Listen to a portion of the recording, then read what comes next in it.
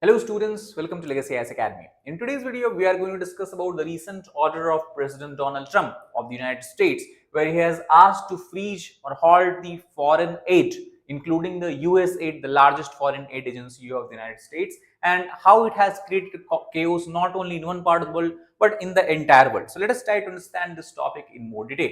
Now, recently, President Donald Trump, after taking charge as the 47th President of the United States, has signed an executive order, and as per this order, he has frozen the US foreign aid for almost 3 months, that is 90 days, and it has thrown many programs across the world related to the related to what we can say control of famine, related to the humanitarian assistance, related to the research and development of various vaccines and the medicines that has actually been discontinued, or basically its future seems to be bleak. Now, US aid is the main government organization which has been affected by this order of President Trump, and it is this organization that provides a large-scale humanitarian aid to a tune of more than $40 billion and has been hit hardest by the freeze.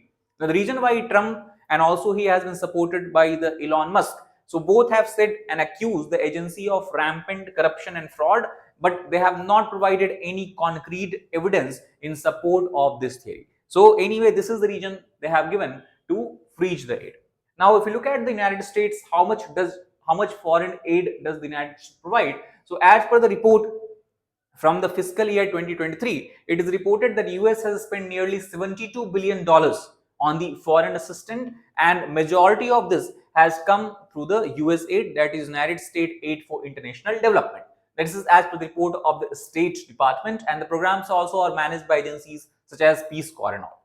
On the other hand, if you look at from the perspective of the percentage of economic output, the number in the absolute terms obviously seems very high, but if you compare it with the percentage of the economic output, because you know that today US is the biggest and the largest economy of the world. So from that perspective, it seems that US gives much lesser aid as compared to other developed countries, mostly such as Canada, Australia, as well as many developed countries from the European Union. If you look at the US aid itself, it has contributed to a tune of $38 billion that has been invested in various sectors such as health services, disaster relief, as well as anti-poverty efforts and other programs. And even this aid agency, if you calculated the percentage, it has spent about 0.7% of the federal budget. And this is from the year 2023. If you go back before the Russia-Ukraine war in 2021, this figure was only 0.4%. So obviously, in terms of absolute number, it seems that US donates large amount of money, or US uses the money for the aid program foreign assistance to a huge amount, but from the percentage term, it is relatively lesser.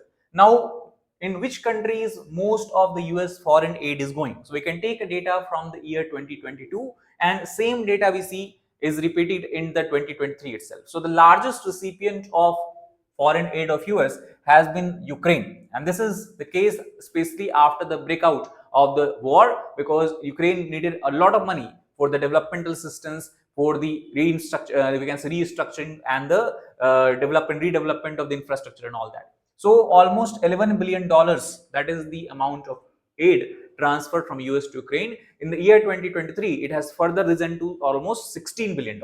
The second largest recipient of this program has been Israel, largely in forms of the military aid, where $3.3 billion of aid has been granted to Israel. At third number, then you have the Afghanistan, which is a recipient of a tune of $1.9 billion. Then you have Ethiopia, Egypt, Yemen, Jordan, South Sudan, Nigeria, and Syria. So these are the major countries, we can say top 10 countries, which are the largest beneficiary of the US aid program. So that is the first thing we have to understand. Now, apart from this, the other question that might come into mind, how this money is spent. So there are various ways how US provides aid and support or external financial support to countries. The most common one is the direct financial assistance to countries that is provided through different channels. These channels can be in the form of non-government organizations. This can be in the form of military support, as we have discussed in the case of both Ukraine, Israel, and even to some extent in Taiwan. Then food and medical aid or technical expertise is provided as well. Food and medical aid, on the other hand, interestingly, is not only limited to the countries which are friend or ally of US. These programs even operate in countries such as Iran. which is considered as a rival of the United States, which also has been termed as an axis of evil by the earlier president of the United States. But the reason why such programs operate in these countries is to have a US presence even in the form of soft power, and to have, we can say, kind of support, hidden support among the masses if in the future regime change occurs. Now, apart from that, if you look at the major areas where the US aid agency has been working, so as we discussed, it is the Ukraine where you have the repairs to the grain elevators that were done in a larger scale. In Afghanistan, the program was largely focused in providing education to the people and especially to the girls. However, they have not been able to do so after the coming up of Taliban. In Sudan, the aid money has been spent in the development of we can say grassroots agencies who are responsible for, we can say, managing the famine and all this kind of stuff. In South Africa, you have the country's HIV response. Nearly 20% of country's HIV response is coming from the US aid. Colombia, we talk about, the program has helped in helping the farmers, agricultural community of the country in transitioning from coca, the base of cocaine, to other crops. So these are some of the notable example where US aid or US aid program has played a critical constructive role. Now the question comes that if the US aid program was so successful, why it has been frozen by the Donald Trump administration? So in this regard, we can look at the statement given by the Secretary of State Marco Rubio, where he has said that every dollar we spend, no matter whether it is in terms of the aid or whether in terms of the external financial support, every program we fund and every policy we pursue must be justified with the answer to three simple questions. The three simple questions that he has talked about is, does it make America safer? Second, does it make America stronger? And third, does it make America more prosperous? If the answer to these questions are no, then there is a valid reason for the suspension of the aid programs. And that is what the Marco Rubio and the entire Trump administration is trying to justify, that US aid and spending money on the US aid is something that does not tick any of these three boxes. So the Trump administration and allies in Congress argue that the halt to foreign aid is necessary also to investigate any West, because in the beginning I told you, Elon Musk even also has went ahead and said that the entire US aid is nothing but a can of worms, because they are spending money which is not necessary, which does not add any value or does not serve interest of the United States.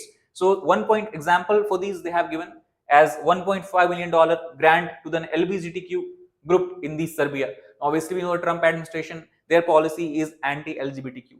Second, a $2.5 million of assistance to an electric vehicle manufacturers in Vietnam. So these are certain examples, plus certain other examples they have given. For example, they have even alleged that the US aid money has been used for distribution of condoms among the Hamas fighters in the Palestine, which has been vociferously rejected by US aid itself and even many of the US congressmen from the Democratic parties. Now, if you look at the impact of shutdown, so obviously, as we have discussed, the US aid program is something that is applicable and working over the entire globe. So the effect is something that also is not limited to one region, but this effect is scattered across the entire world. So we talk about the impact on Africa. For example, famine tracking and monitoring is something that will be affected. Second, infectious diseases such as malaria, TB, HIV. These were where the program intervention played a crucial role in either in decreasing the overall, we can say, incidence of these diseases or even in the development of new medicines. In South Africa, for example, researchers were forced to shut down an HIV prevention trial because the freeze of fund has been announced. And in the case of Uganda, that is another African country, children enrolled in tuberculosis treatment trial were cut off from potentially life-saving medication as the program does not have enough money anymore. Similarly, talk about in the Middle Eastern countries, the stoppage of US aid could put the Israel-Hamas ceasefire in jeopardy, because it is believed that the reconstruction of Gaza, the return of people who fled from Gaza due to the continuous attack by Israel, is something that is the basis of the entire Israel-Hamas ceasefire agreement. So this is something that can be put into jeopardy. In November 2024, it was providing $230 million of additional aid in supporting economic recovery and development programs in the West Bank and the Gaza region. Bangladesh, you talk about cholera prevention trial has already been stopped, and the Muhammad Yunus, who is leading the interim government of Bangladesh, he is also facing a lot of pressure because of the termination of the US program. Now, India is also not immune to such freeze in fund. In India, the National tuberculosis elimination program, which has a target of eliminating TB by the year 2025, that is going to be severely impacted because US aid is putting a lot of effort and money, manpower in this program. That could disrupt, obviously, treatment and diagnostic effort. Also, the maternal mortality rate, infant mortality rate, due to the intervention of US aid in the health sector, has been significantly reduced in the last 1 decade. That is also expected to now have certain problems. The suspension may lead to setbacks in the life-saving intervention. Other major program where US aid is partnered with the Indian healthcare agencies is the National AIDS Control Program. And in National AIDS Control Program, that largely targets the reduction of the HIV and AIDS transmission, and also it may slow down the testing, treatment, and the prevention efforts for the HIV/AIDS. So this is going to be the major impact we can imagine in India. Not only that, the US aid was also working in the field of climate and migration, where they were trying to help people, especially in the poorer countries, small island countries, to cope with the extreme weather that is caused by the climate change. And they also said that it was indirectly helping US, because if the people of these countries are able to cope in their own land, there will be less pressure for them to migrate to the United States. And as you know that Donald Trump administration has an anti-immigrant stance, anti-migration policy, so indirectly it would have helped his support base as well. But unfortunately, this entire program has been shut down, and at least we can say has been frozen till now. Now, democratic lawmakers against this reaction, against this Trump's order, they have said that it is illegal. Why it is illegal? Because any suspension of such programs should not be done by the presidential we can say office, but it should be done by the US this House of Representatives and the US Senate. That means US Congress, we can say. So US Aid Employees Union, they also have filed a lawsuit recently where they have termed this decision as unconstitutional and violated the separation of power, because again it is the US Congress who should be taking this decision, not the president. Also, as a response of this lawsuit, US District Court for the District of Columbia has asked to put a temporary restraining order pausing the administrative leave of over 2,200 US aid employees that would have been, or those who have been who could have been affected by this order of Trump, and also the plan to withdraw nearly all the agency's overseas worker within 30 days. Now this has been suspended by the decision of the US court. So it seems that Trump's executive order might face a lot of legal challenges moving ahead, where several such suits can be filed in different courts of the country, and they could take the decision against the Trump's order. In conclusion, what we can say, that as organizations across the globe has reeled, and as the Trump's executive order has faced a lot of criticism from the Democratic Party, from the various US agencies worker, as well as from the civil society, it seems that Trump administration is now trying to switch gears. Why? Because recently in a statement, the Secretary of State Marco Rubio has announced that the life-saving humanitarian assistance that was provided by the US aid or the US funding, they could continue, but that the reprieve would be temporary. So temporarily they have said that life-saving humanitarian assistance will now continue. Other assistances that were provided by the US aid and similar other programs would be, however, halted and will be frozen until the detailed investigation is made about the wastage of this program, and then maybe more trimming down of the fund disbursement can be undertaken by the Trump administration. So that is all about this particular video. If you like the video, please hit the like button, share it with your fellow aspirants, as well as subscribe to our channel for more such content. Thank you very much.